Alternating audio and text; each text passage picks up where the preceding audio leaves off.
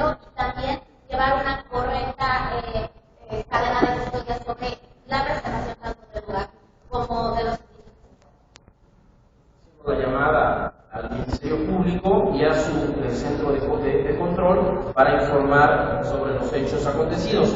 El primer respondiente, su labor primaria termina con estos actos que ya verificamos y evitaron que el delito llegara a consecuencias posteriores, ya entrevistaron testigos, ya preservaron el lugar de los hechos, hicieron un primer recorrido y fijaron el mismo y ahora están en espera del arribo de los cuerpos con capacidades para procesar el lugar de los hechos.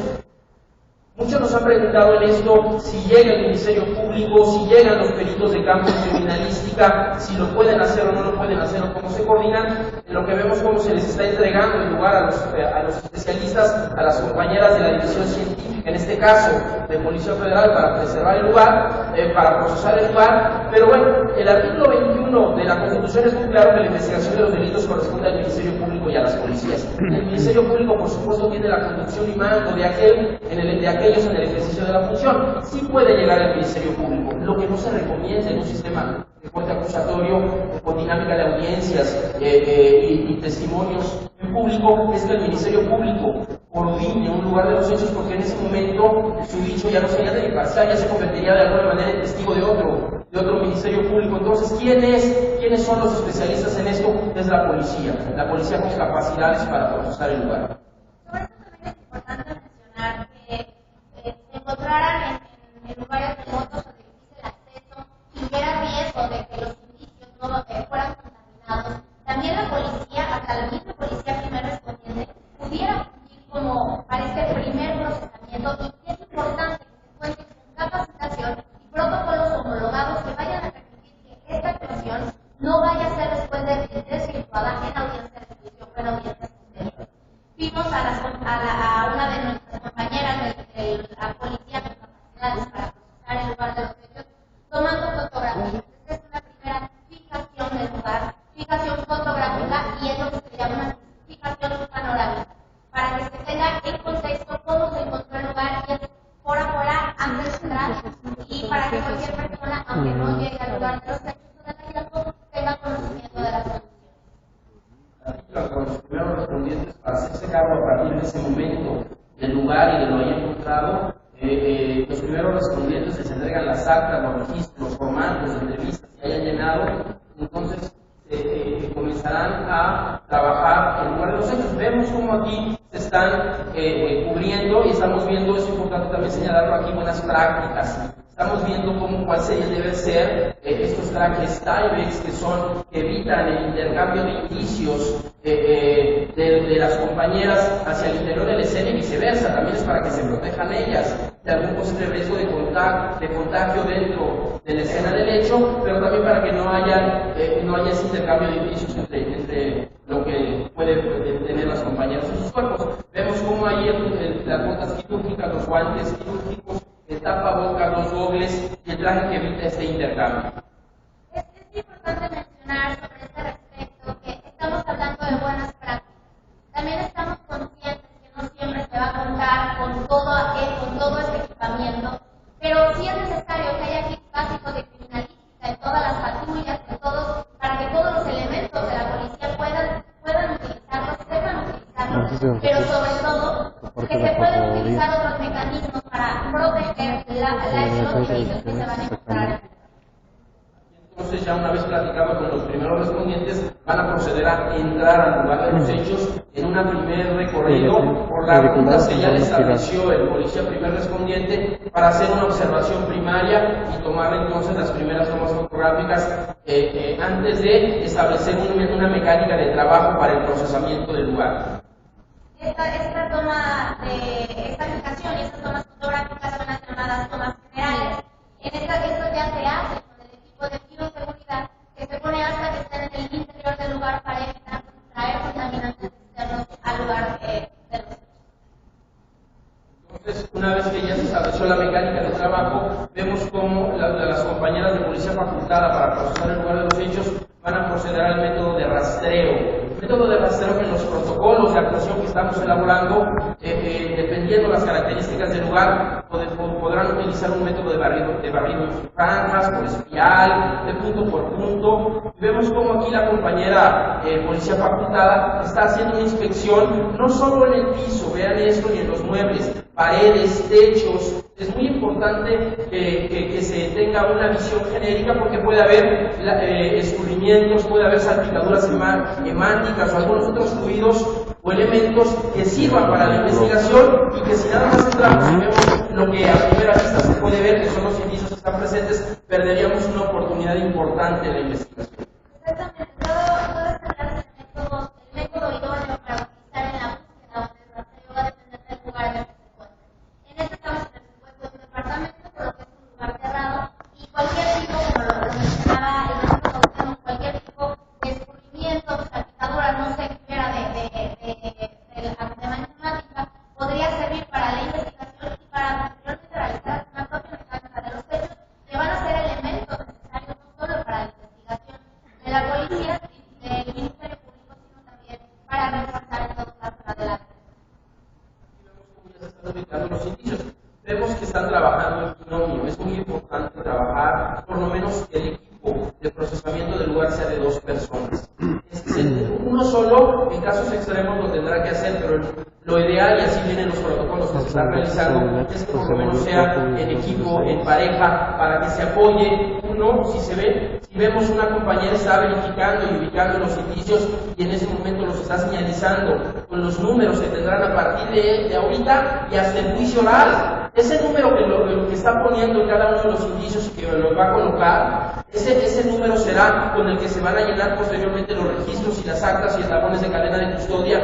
Y ese mismo número, lo que están haciendo aquí las compañeras, repercutirá por supuesto en el discurso del Ministerio Público, en la audiencia que van a ver ustedes posteriormente inicial, como lo refiere el Código Nacional de Procedimientos Penales para la vinculación a proceso, los va a referir como datos de prueba, pero por supuesto después en la etapa intermedia. Si aquí nuestras compañeras y la policía primer respondiente o las policías con facultades para procesar el lugar de los hechos fallan aquí, en la etapa intermedia se caen los medios de prueba, no llegan al juicio oral, pudiera ser por un mal manejo, por ser obtenidos de manera ilícita, entonces, y por supuesto un juicio oral, que lo vamos a ver el día de mañana, este mismo trabajo reflejado allá.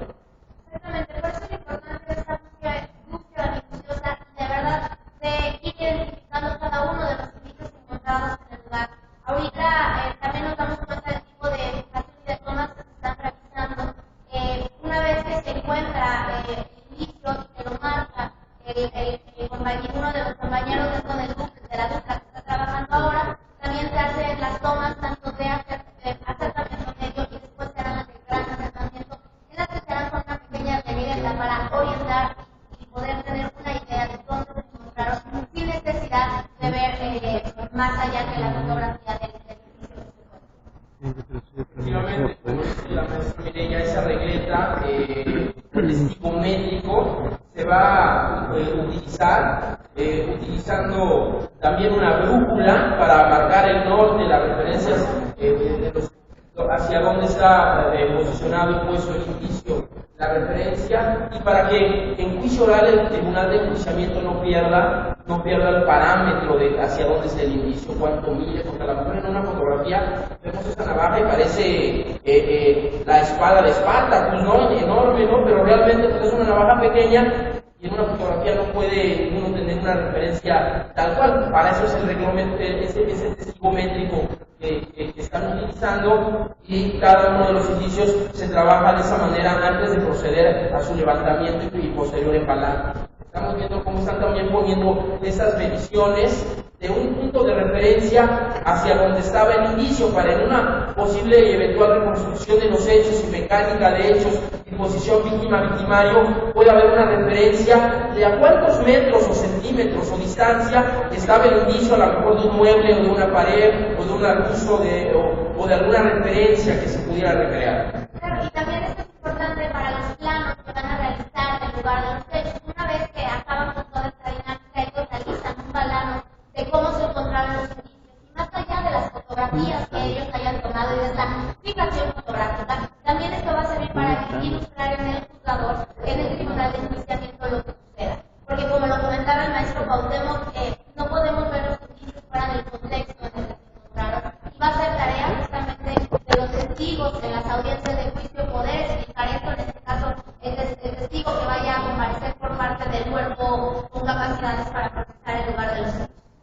Bien, una vez que terminaron de fijar y con las distintas referencias cada uno de los indicios y de enumerarlos, se procederá entonces al levantamiento de cada uno de ellos y al embalaje respectivo. Volvemos a las buenas prácticas. Tenemos que tener en el kit de criminalística de estos funcionarios los recipientes idóneos para embalar cada uno de los indicios. Y esto en base a protocolos también, cada indicio se embalará, se levantará con guantes, se embalará, se tomará de los puntos ilógicos también para no destruir posibles huellas dactilares, rasgos o fluidos corporales o de algún otro líquido, y se embala en recipientes idóneos, que es lo que estamos viendo ahorita con nuestras compañeras de la División Científica de Policía Federal, cómo están procediendo a levantar y a embalar cada uno de estos indicios en recipientes idóneos. Este tipo de levantamiento que se está haciendo, se van a dar cuenta que utilizan diferentes métodos para este levantamiento. En este momento lo utilizan con guantes quirúrgicos para no contaminar el indicio, pero lo veremos más adelante en algunos de los otros indicios, por ejemplo, en las propias colillas, que utilizarán algún tipo de pinza para que haya este levantamiento. Lo verán en la mancha hemática también, ahorita lo explicarán y lo iremos comentando. Vean el movimiento que tiene nuestro cuerpo con capacidades para procesar el lugar de los hechos, es siempre el mismo. Utilizan la ruta de acceso indicada, así como el método de búsqueda que fueron utilizando. En este caso que fue elegido, entonces se van moviendo de manera vertical y horizontal. Esto para evitar contaminar los indicios y para que cuando realice, en el caso de que la defensa realice una supervisión sobre la investigación realizada y el procesamiento realizado por la policía, se cuente con coordinación entre ellos.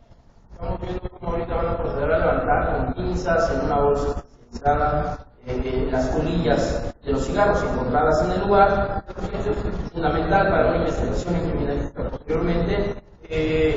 Cada una de ellas previamente fijadas, recordemos eso otra vez, embaladas correctamente. Después de este trabajo, donde estamos viendo cómo cada uno de los indicios es levantado, se llenarán los formatos y las actas respectivas, y tendrá que coincidir el trabajo que están haciendo aquí en el lugar o escena de la investigación, que puede ser de los hechos, del hallazgo, del intercambio, tendrá que coincidir con los formatos que se llenen, porque si no, entonces la credibilidad se va perdiendo en el trabajo de la policía.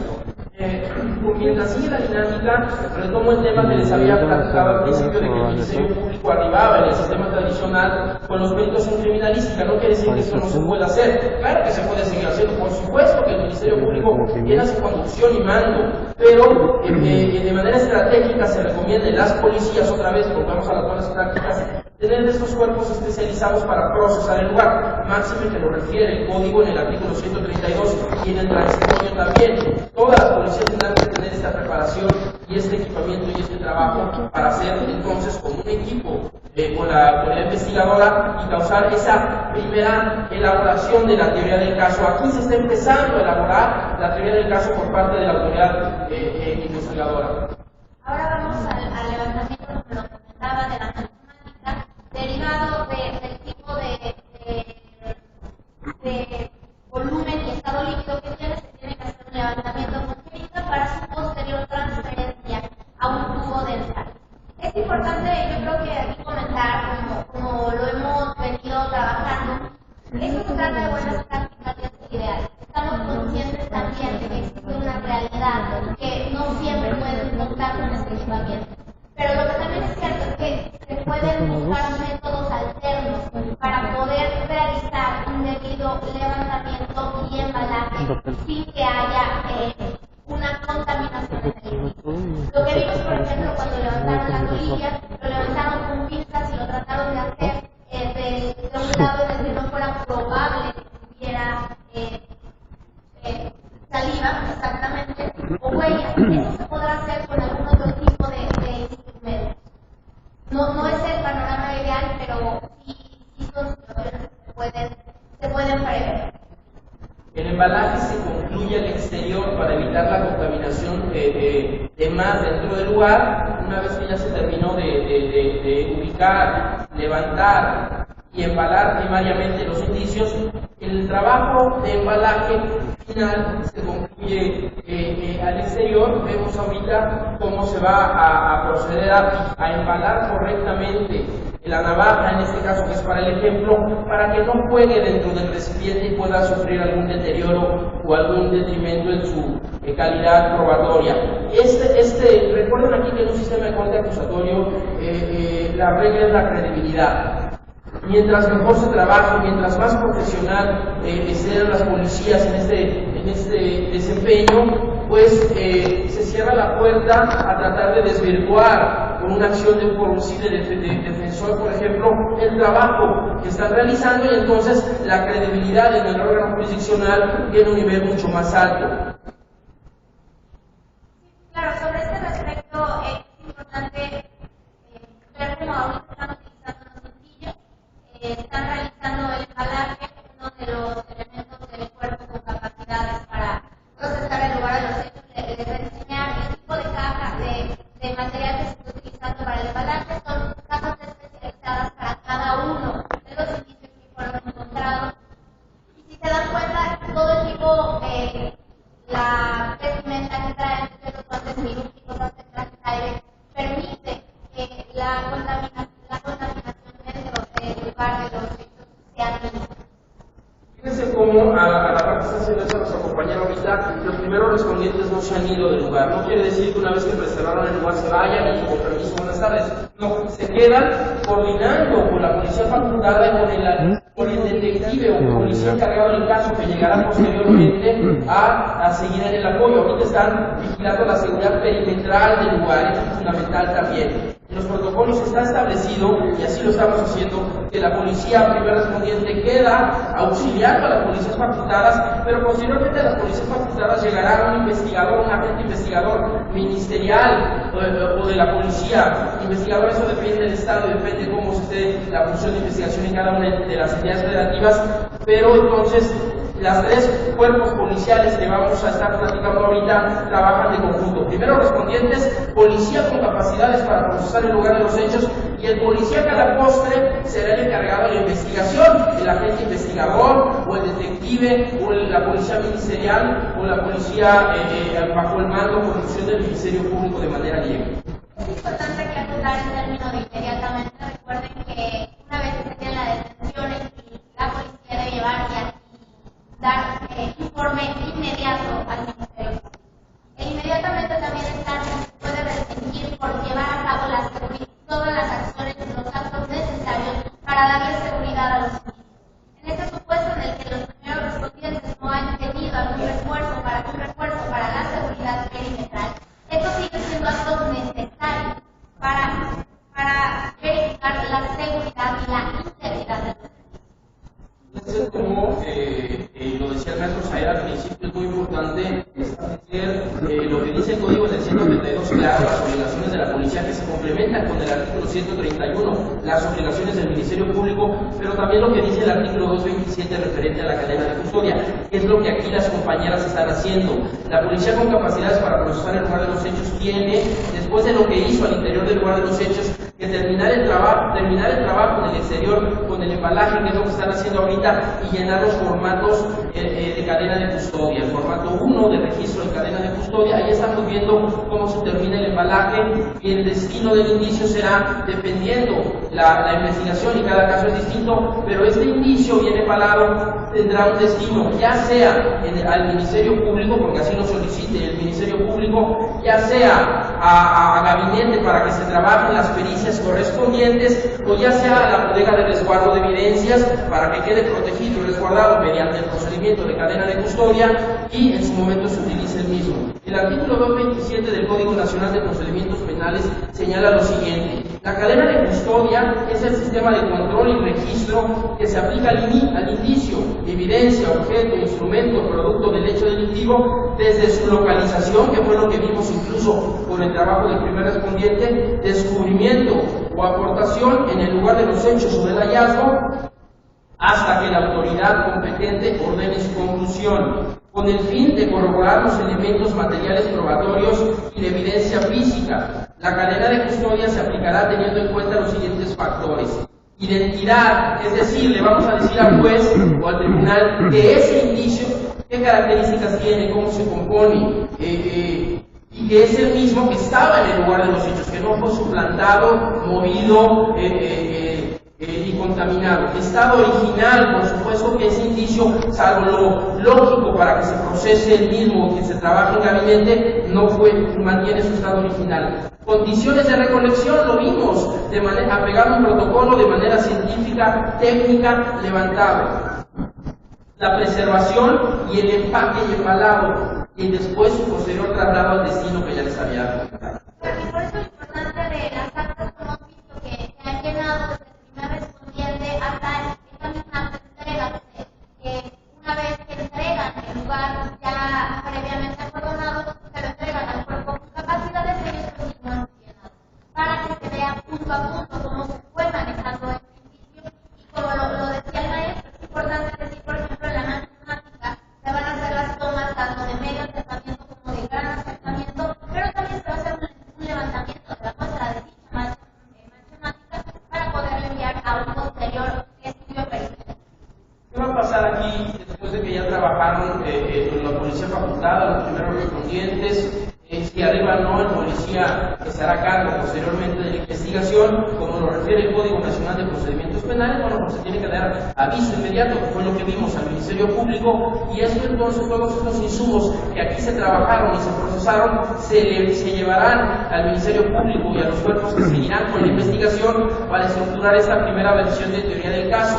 Y entonces el Ministerio Público tendrá un tiempo, en este caso con detenido las 48 horas, si decide este trabajo con detenido, para integrar esa teoría del caso con los insumos que aquí se vieron, las actas de los testigos, en su caso las peticiones de servicios periciales, de lo que aquí vimos, de las colillas de cigarro, del arma, de la navaja, de la botella de cerveza y de lo que se recabó, para que entonces el Ministerio Público decida o no, y es lo que vamos a ver en las siguientes mesas, si se pasa a una audiencia primero de control de detención porque hay flagrancia, y entonces en esa audiencia de control de detención ante un juez vamos a ver si los primeros respondientes hicieron bien su labor, si realmente detuvieron en tiempo y forma, si es que usaron la fuerza, la usaron de manera legítima y racional, siguiendo también un protocolo, los comandos del uso de la fuerza, si realmente le dijeron los derechos al detenido, si realmente fue tratado con dignidad y respeto a los derechos humanos en todas y cada una de las intervenciones,